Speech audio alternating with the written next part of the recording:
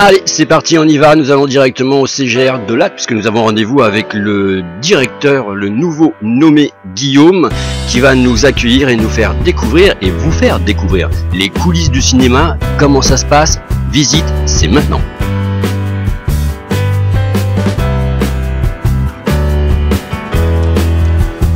Bonjour, bienvenue.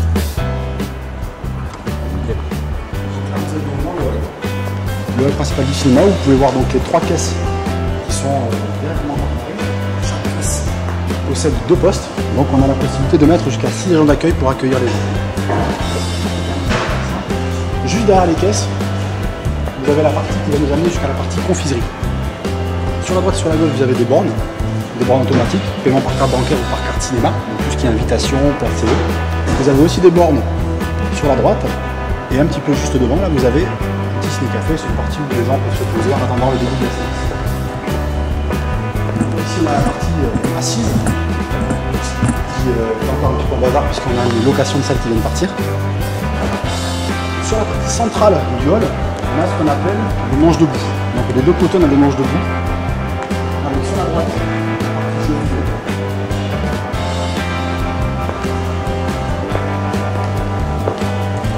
cette partie, c'est la partie en fait espace détente, espace attente, en attendant que le film commence. Et sur la gauche, on a la partie confiserie. Avec la jeune Romain qui s'occupe de préparer le menu tomates. C'est notre mascotte. C'est l'espace en fait, où les gens en général attendent le plus souvent l'ouverture des salles. Donc avec le mur d'image ici. Le mur d'image avec normalement une bande sonore. Là j'ai coupé le son parce qu'on avait une grosse location aujourd'hui de Artefix, une école numérique. Donc j'ai coupé le son parce qu'il y avait suffisamment de bruit dans le hall. Ici vous avez l'espace qu'on appelle contrôle. C'est là où on a l'agent de sécurité ou les agents d'accueil qui s'occupent de déchirer les tickets, de remettre le ticket au client et de garder la partie qui est libre. Ici on a l'espace contrôle. Donc ça c'est quoi? Ce sont des logiciels. Ça c'est un logiciel qui nous permet d'ouvrir et de fermer les salles. Donc je vous donne un petit exemple rapide. Ici je peux ouvrir ou fermer l'accès salle. Je peux afficher complet si effectivement il ne me reste plus beaucoup de place et que j'ai envie de donner un petit peu de confort à mes clients. Ce logiciel là, c'est celui qui me permet de générer directement les projections de films. Et donc je vous montrerai un petit peu après. En fait c'est la même interface qu'on va avoir sur les ordinateurs qui sont au-dessus des projecteurs. On peut gérer à distance, c'est plus facile. Quand on a un problème sur un film, on peut éventuellement le mettre en pause si on a un problème en salle. C'est vraiment une bonne interface pour nous. Et puis si vous avez un petit écran qui est en train d'être installé, on a fait installer tout autour du cinéma des bornes et des portails électriques. On a eu des problèmes de squat, donc on en a marre. Donc on a fait un gros investissement pour faire installer un portail électrique. Et donc de par ce boîtier, on a une caméra et on peut ouvrir ou fermer le boîtier pour tout ce qui va être livraison, puisque c'est limité à 2,50 m, je crois. Donc là vous êtes dans la partie coursive. La partie coursive c'est la partie qui va donner accès à toutes les salles. Ils sont en fer à cheval. Forcément ça fait une demi-heure que je sais. Vous avez donc d'un côté des salles qui vont de 2 à 7. Donc là on est sur cette partie là. Donc sur la partie droite quand on est en contrôle, de 2 à 7. Et on est 2, 3, 4, 5, 6 et 7. Quand on ira de l'autre côté, vous avez les salles qui vont de 1 à 12. 1, 8, 9, 10. C'est ce qui va nous permettre de gérer toute la partie sécurité incendie, sécurité du bâtiment. On va pouvoir débloquer les accès de secours, on va pouvoir débloquer les étexels sur le côté qui sont aussi éventuellement des sorties de secours quand les gens sortent des salles. On peut débloquer les sorties de secours des salles directement à distance, c'est-à-dire qu'il y a un aimant qui vient se débloquer et les gens peuvent sortir par dehors. Ici on a une particularité, on fait ressortir les gens par la coursive en fait. On n'aime pas les faire sortir par dehors, ça nous fait plaisir de les voir ressortir par le hall en fait. Voilà. Ça crée aussi du flux, c'est toujours intéressant. Voilà, c'est plus, le fait de se faire sortir dehors, ils s'en vont directement du cinéma. On aime bien qu'ils repassent par le cinéma quand ils s'en vont. C'est un peu une particularité CGR. Hein. Donc là, on est sur la deuxième aile, on va dire. Donc comme je vous le disais, avec la salle 1, et on va jusqu'au bout en salle 12. Donc la coursive, c'est assez simple. Hein. On a un pan de mur avec de la publicité, donc en fait de la publicité des affiches de films. Souvent, on y incorpore de la PLV qui nous est envoyée par les distributeurs. Donc là, on a les profs qui sortent le 1er juillet. On a Gunman qui vient de sortir, qu'on a laissé, parce que comme on n'a pas énormément de PLV, eh bien, on s'est permis de la laisser. Ça continue à faire un petit peu la coursive.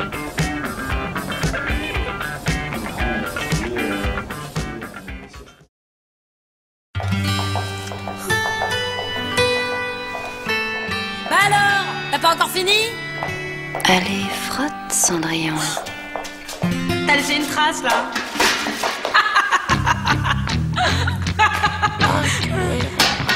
Cendrillon! Tu vas où, comme ça? Je vais à la Banque Populaire. Ciao les nazes.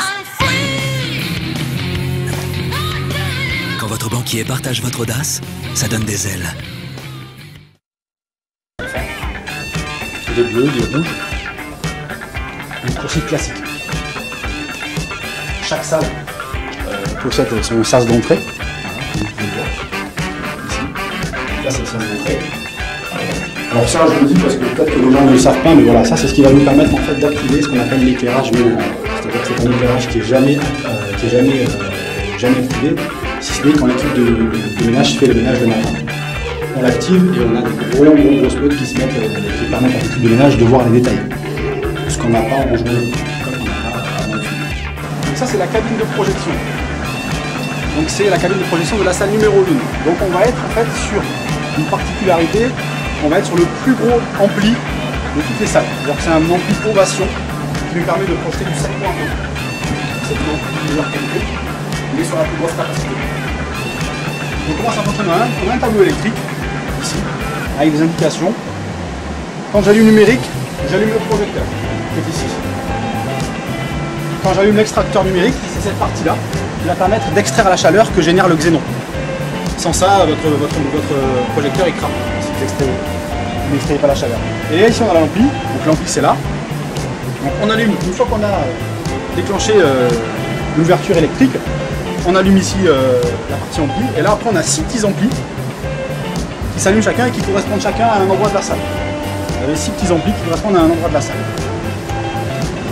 Comment ça fonctionne? C'est assez simple. Ici, vous avez le projecteur. Juste en dessous du projecteur, vous avez ce qu'on appelle le serveur, donc qui est l'ordinateur. C'est cette partie-là qui reçoit tous les contenus qu'on veut lui envoyer. Depuis la librairie, ce qu'on appelle la librairie numérique, je vous montrerai tout à l'heure ce que c'est. Depuis la librairie, on envoie des contenus dans la salle. Et après, on a accès à ces contenus via cette interface qui s'appelle CinéLister. Et ici, nous avons tous les contenus que contiennent le serveur. Donc, tout ce qui va être violet, ça va être des cartons numériques. Ça va être en fait, c'est ces images que vous voyez qui ne bougent pas, où on annonce des choses, où on annonce des spots, où on annonce des pubs. Toutes les parties pubs, on le voit ici, là, Coca-Cola 30 secondes, Coca-Cola 60 secondes. Ça va être les contrats qu'on va avoir avec Mediavision notamment, qui est un annonceur national. Après ici en jaune, c'est les automations. C'est ce qui va nous permettre en fait d'activer automatiquement l'éclairage de l'écran, l'éclairage de la salle, tel format pour le projecteur. Bon, mais forcément, comme tout élément, on va dire informatique ou électronique, des fois il y a des petits bugs, il y a des petits ratés, et c'est à nous de pouvoir venir les régler en manuel. C'est pour ça qu'il faut connaître un petit peu les contenus par cœur. Vous voyez, on peut gérer tous les niveaux de son possibles et inimaginables. Alors on a des réglementations quand même à respecter, mais bon, suivant les demandes des clients, des fois on a des clients qui nous disent que c'était vraiment un peu fort, bon mais on s'ajuste, sachant que tous les clients n'ont pas la même sensibilité, donc c'est difficile de contenter des fois 600 personnes. La partie en bleu, c'est tous les films qu'on a actuellement dans ce serveur. Donc pour l'instant, on peut le voir dans la salle 1, on a encore En route, Jurassic World, La résistance de l'air, qui serait temps d'enlever d'ailleurs, il faudra que je dise à mon opérateur, Mad Max, Pourquoi j'ai pas mangé mon père, Sans Andreas, Terminator, Unfriended et un peu beaucoup. Ça, c'est tous les films qu'aujourd'hui on est capable de projeter dans la salle 1. Si on voulait projeter un film dont on n'a pas le fichier ici, il faudrait l'envoyer via la librairie. Mais on n'en a pas d'intérêt parce que pour l'instant, dans la grande salle, c'est seulement Jurassic Park qui fait beaucoup d'entrées dans la période actuelle. La semaine prochaine, il va y avoir Terminator. C'est pour ça qu'ici, vous voyez, il est déjà ingesté, déjà téléchargé. Il est encore en rouge parce qu'on n'a pas encore les clés pour pouvoir le lire. Et alors la bibliothèque, elle est gérée par le siège social? Non, c'est nous-mêmes. D'accord, voilà. Donc en fait, vous recevez numériquement le film. Exactement. Alors, on peut le recevoir de façon dématérialisée, c'est-à-dire via un transfert, on va dire par satellite, en fait, quelque part. Enfin, un transfert dématérialisé, c'est-à-dire que c'est pas un DCP qui est physique. Vous voyez ce que je veux dire? Ou alors on peut le recevoir directement en disque dur physique, et là on vient brancher le disque dur sur la librairie, je vous la montrerai tout à l'heure, et via cette librairie, on peut envoyer le contenu sur la salle. Mais on peut aussi prendre un DCP physique, un disque dur, et le brancher sur la salle. Mais en le mettant sur la librairie, on se donne la possibilité après de l'envoyer sur toutes les salles. La librairie, elle fait 8 Tera, 8000 Go, donc ça nous permet de pouvoir vraiment avoir beaucoup plus de place. Quand un serveur fait seulement 2 Tera.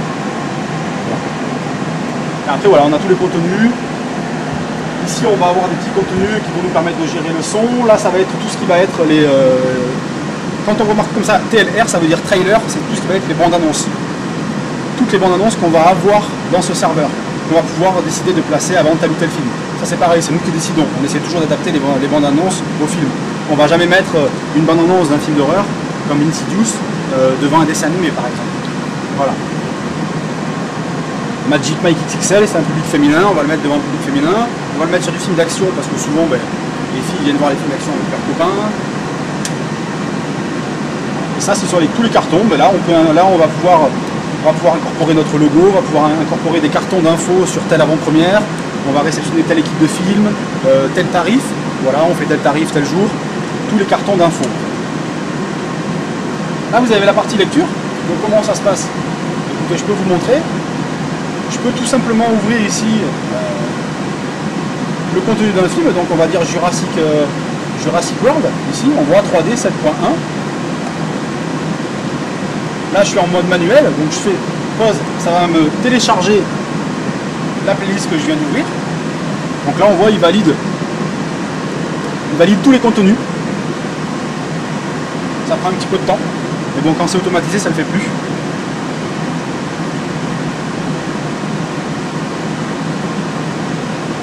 Et là voilà.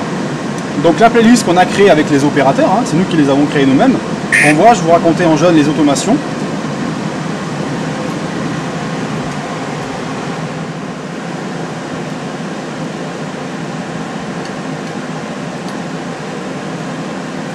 Donc ici, on voit ce que je disais tout à l'heure, les automations, donc ça va être les contenus qui vont nous permettre de gérer automatiquement tout ce qui va être l'arrêt ou le démarrage du xénon, le lancement du son pub.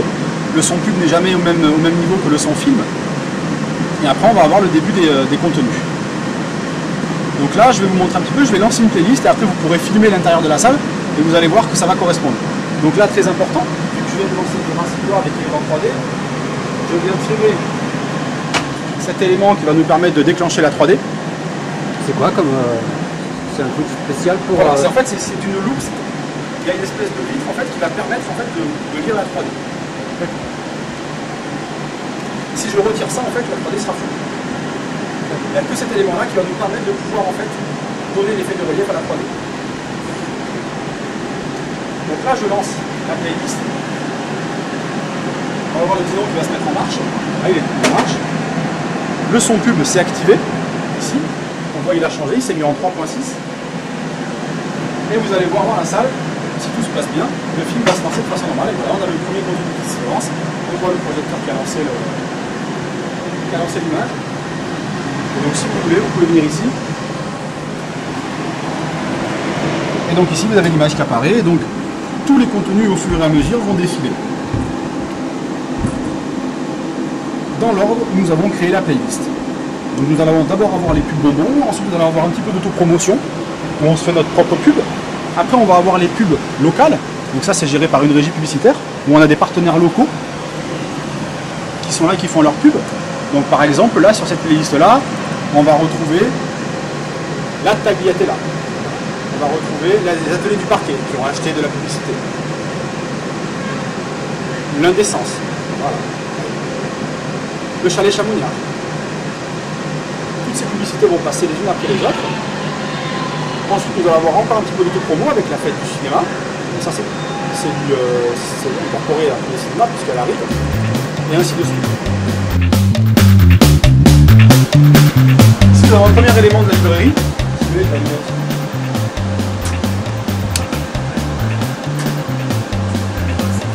Donc voilà à quoi ressemble un petit peu une librairie. Donc tout est en réseau.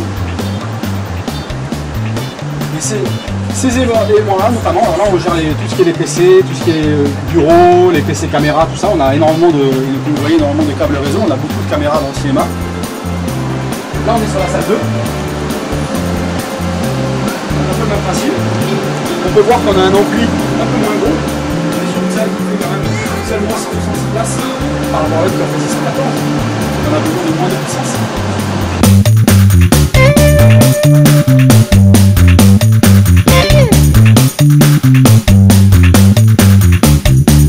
Et donc ici voilà la grosse librairie.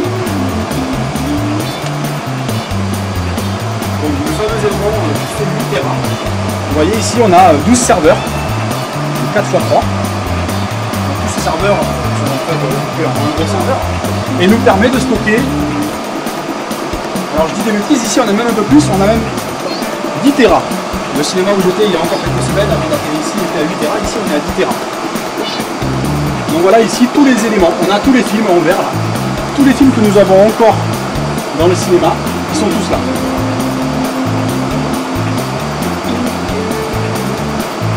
Tous les contenus existants, possibles et inimaginables.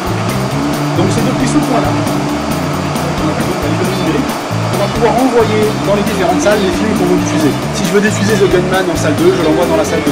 Je vais me l'envoyer en 4 par exemple et en 1 au cas où je voudrais faire le changement. Parce que si du jour au lendemain je décide de changer le film de salle, et que je ne l'ai pas dans la salle, je suis un petit peu embêté. Il faut que je puisse le télécharger, il faut que je puisse l'envoyer. Donc là on est sur la salle 3, pareil vous le voyez, on est sur un ampli un peu moins gros.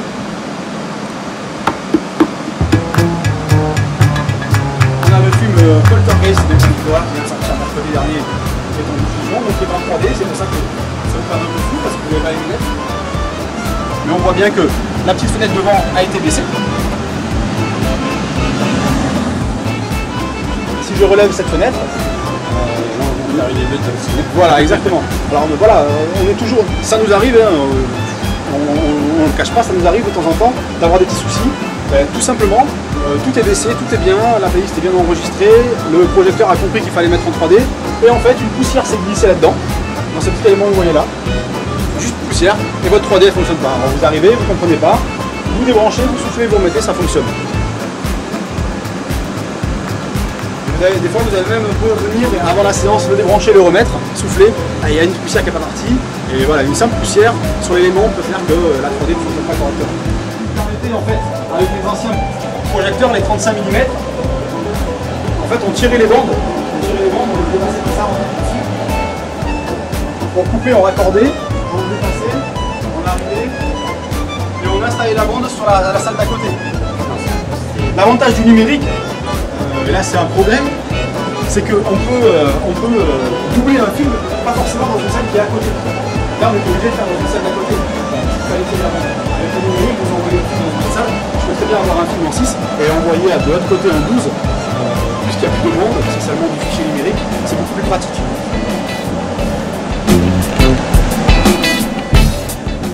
Ici c'est une petite particularité de l'AT. Moi je suis arrivé il n'y a pas très longtemps, mais ils se sont fait un petit bureau les opérateurs. Ils se sont fait un petit bureau, donc c'est toujours sympa à montrer parce qu'ils se sont fait leur peinture, ils se sont mis de l'affichage, ils se sont mis des éléments, on va dire historiques du cinéma, donc bon, les fameuses poursuites. On voit ici ce qui permettait d'enrouler les bobines, on voit qu'ils ont accroché les bobines comme ça, voilà, ils se sont fait un petit cocon à eux et c'est vachement sympa. C'est ici qu'ils planchent sur les playlists, je vais mettre telle bande-annonce devant tel film, après ils viennent, ils me le donnent, moi je valide. Là, ils ont leur planning, ils ont plein de choses. Voilà. On voit un petit peu ici, par exemple, semaine 26, Jurassic World, mon opérateur, donc Christian, a mis les profs, a mis la rage au ventre, Mission Rogue, Mission Impossible, Batman, Magic Mike, après il m'envoie ce fichier, moi je valide pas, je change pas, mais bon, ils s'en sortent plutôt bien. C'est un petit peu leur cocon à eux, leur dossier, ils se sont fait ça et c'est vachement sympa. Donc là, la dernière salle, la salle 7, je vais pouvoir vous montrer quelque chose. Dans quelques jours, on a la diffusion d'un reportage en fait qui s'appelle L'infinie puissance du cœur. Donc c'est une diffusion d'un film en fait qui parle du pouvoir du cœur, tout simplement de la compassion, tout ça. Sauf que le film n'est pas sorti au cinéma. Donc la personne qui a créé, enfin les personnes qui diffusent ça nous ont fait une location de salle. Et pour pouvoir diffuser le film, il va falloir qu'on passe par un CD qui est dans l'ordinateur. Donc en fait on a branché l'ordinateur sur le projecteur et on va gérer le son via une table de mixage. Parce qu'il va y avoir aussi un retour micro pour que après les personnes qui viennent diffuser le film fassent un échange. Donc on va envoyer le film sur l'ordinateur, enfin on va mettre le DVD dans l'ordinateur et on va projeter le film via le projecteur mais surtout via l'ordinateur. Ça c'est encore des techniques un petit peu particulières. Donc là on entend le son, ça c'est le retour son. Ça nous permet de bien entendre, voilà, est-ce que le retour son est bon ou pas. Donc, plus je monte, plus on a le retour ici. Après nous on le baisse en général, parce que sinon quand on se calcule dans le bureau, vous l'entendez. Je pense que beaucoup de monde, et moi le premier d'ailleurs, première fois que j'en ai vu un, je pensais pas forcément que c'était comme ça. Quand on a déjà vu des projecteurs de ce type-ci, forcément, mais en l'occurrence, moi, c'était pas mon cas quand j'ai commencé dans le monde du cinéma. Donc en fait, ça c'est le xénon qu'on remplace. C'est très minutieux comme manipulation parce que le moindre impact en fait sur la partie de la lampe en fait peut la faire exploser.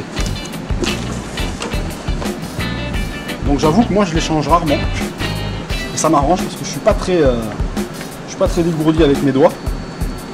Donc je laisse ça à mes opérateurs qui sont des spécialistes. Alors, attendez parce que voilà. Voilà un xénon, donc celui-là il a été utilisé. Je vais faire tout doucement, parce que si je l'explose, c'est très coupant. Voilà un xénon. Et donc comme vous pouvez le voir au milieu de la lampe, il y a normalement un fil qui passe entre les deux. Alors à ce niveau-là, attention, à ce niveau-là il y a un fil, et on voit que là tout est coupé. C'est que le xénon il était vraiment en fin de vie. Et on voit aussi un petit peu, si on regarde le verre, on voit que le verre il est un petit peu noirci. C'est la lampe en fait qui a, à force de chauffer, là on a un xénon qui a été utilisé, et qui a bien été utilisé. Donc voilà comment ça se présente. En fait on vient, on ouvre le projecteur, et en fait cette partie-là elle va venir se visser. Donc il faut la visser parce que si on la visse pas, elle ne tient pas en fait. On va pouvoir remettre des attaches par-dessus, mais par contre ça va toujours bouger, et là vous n'avez pas votre xénon, il ne fonctionne pas. Donc vous venez visser cette partie-là, et après il y a différentes accroches qui viennent se mettre là, qui viennent s'accrocher ici autour. Une fois que vous avez installé votre xénon, c'est pas terminé. Chaque xénon a un numéro de série. Chaque xénon a un numéro de série. Et sur votre projecteur, il faut le référencer. En gros, voilà, il faut l'identifier. C'est ce qui va nous permettre d'avoir un suivi. Suivi du nombre d'heures de... Suivi du nombre d'heures, voilà. Exactement. C'est très important parce que un xénon qui a une capacité de 1000 heures, si à 400 heures il fait la tête, c'est pas normal. Donc nous il faut qu'après on puisse s'en défendre, il faut qu'on puisse demander des comptes. Et puis surtout ça nous permet après de savoir à peu près un xénon quelle durée de vie on a. Est-ce qu'on travaille à 100%, est-ce qu'on travaille à 80% avec. Vous voyez ici là, quand ils ont changé le xénon, hop, ils mettent remplacer le 24 juin 2015 à 802 heures, HS. C'est un xénon qui a une bonne durée de vie. Nous ici on essaie quand même de faire travailler les xénons à une grosse capacité. On est à 100% de la puissance possible parce que voilà, on estime que l'image doit être de bonne qualité. On pourrait mettre le xénon à 80% mais on perdrait un peu en qualité d'image. Alors effectivement on ne va pas jusqu'à 1000 heures, on fait que 802 heures, mais on augmente, en tout cas on l'espère, on augmente la qualité de l'image. Guillaume, bonjour.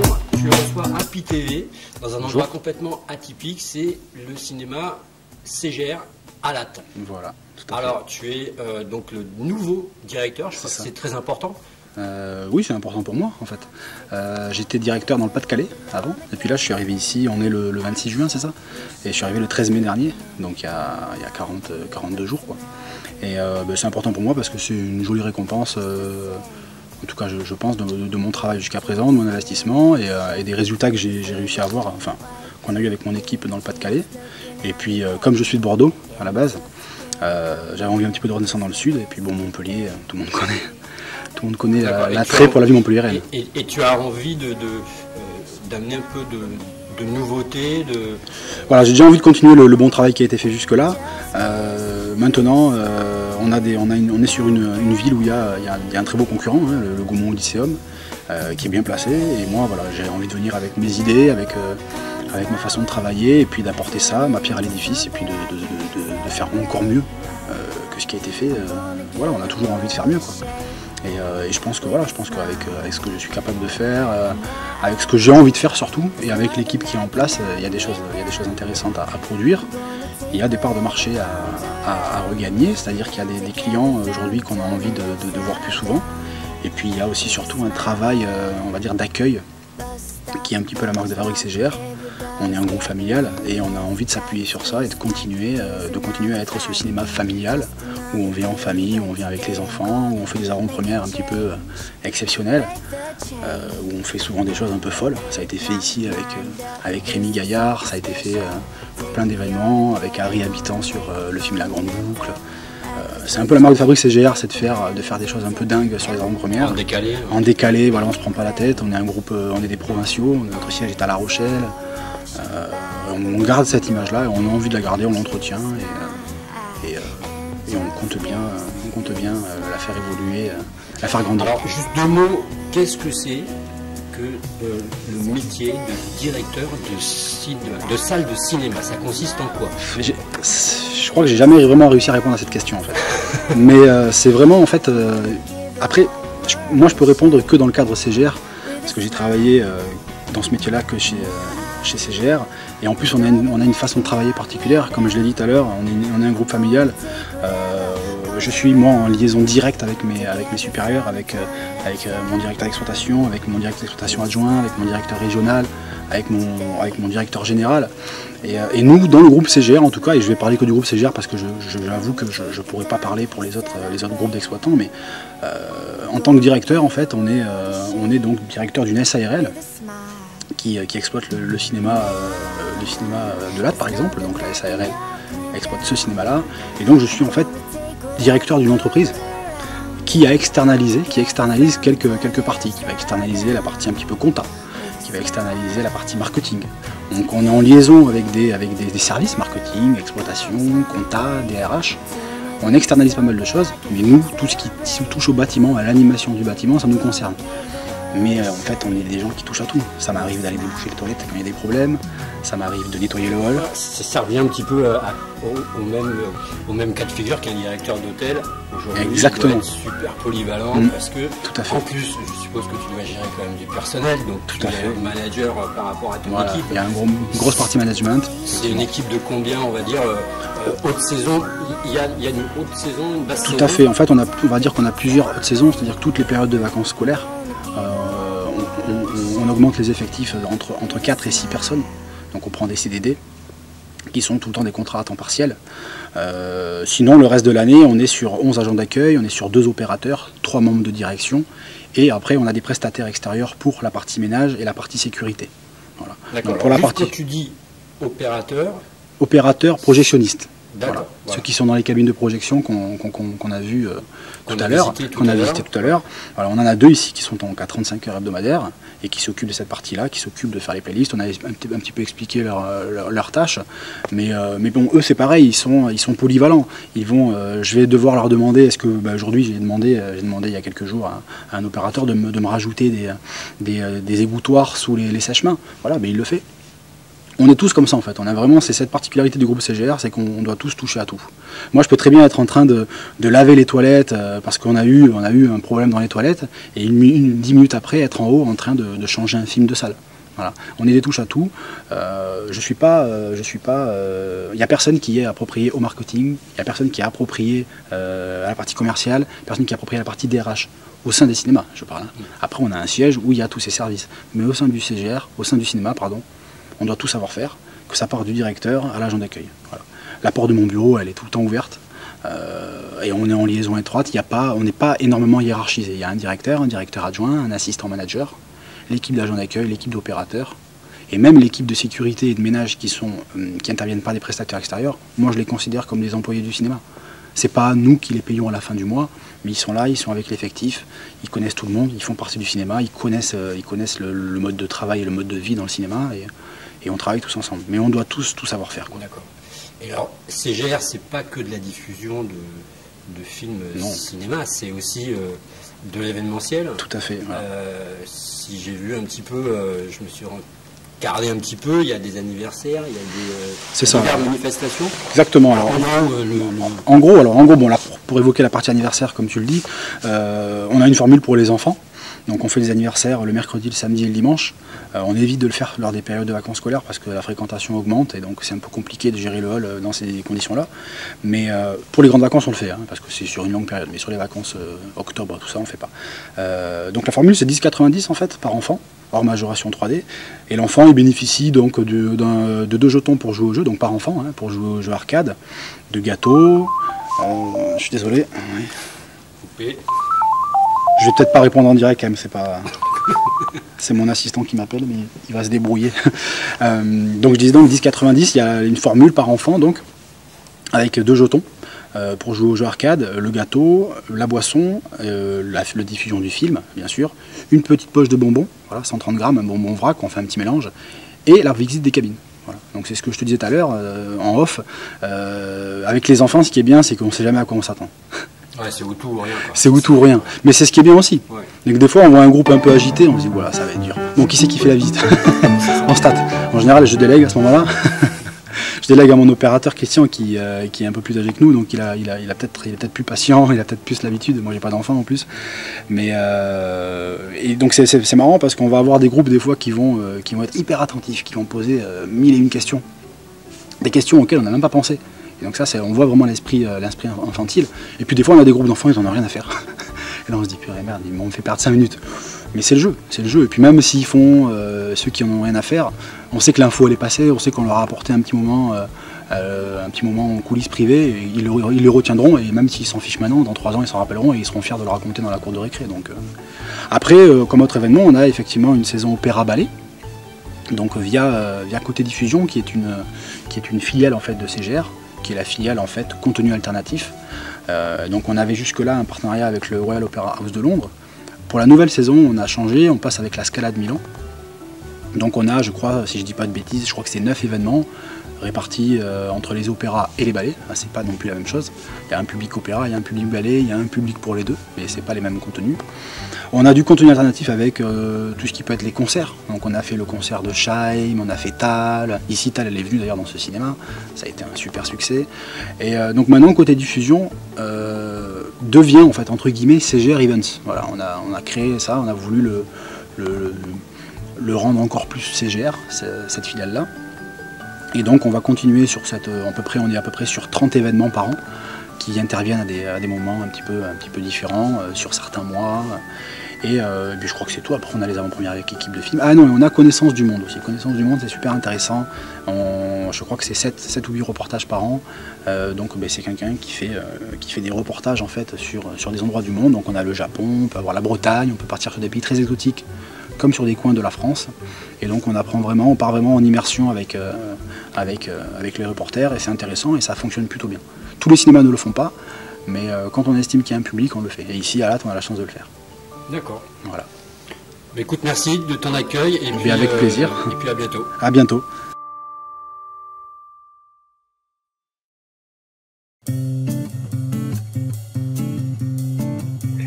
Et puis on vous donne rendez-vous le samedi 18 juillet 2015 à partir de 18 h pour le Hortus Live Festival, première édition au domaine de l'Hortus, 34 270 Falflo-Ness, et c'est organisé par le Lions Club, un festival de musique au profit d'associations caricatives. Rendez-vous tous le 18 juillet 2015 à 18 h.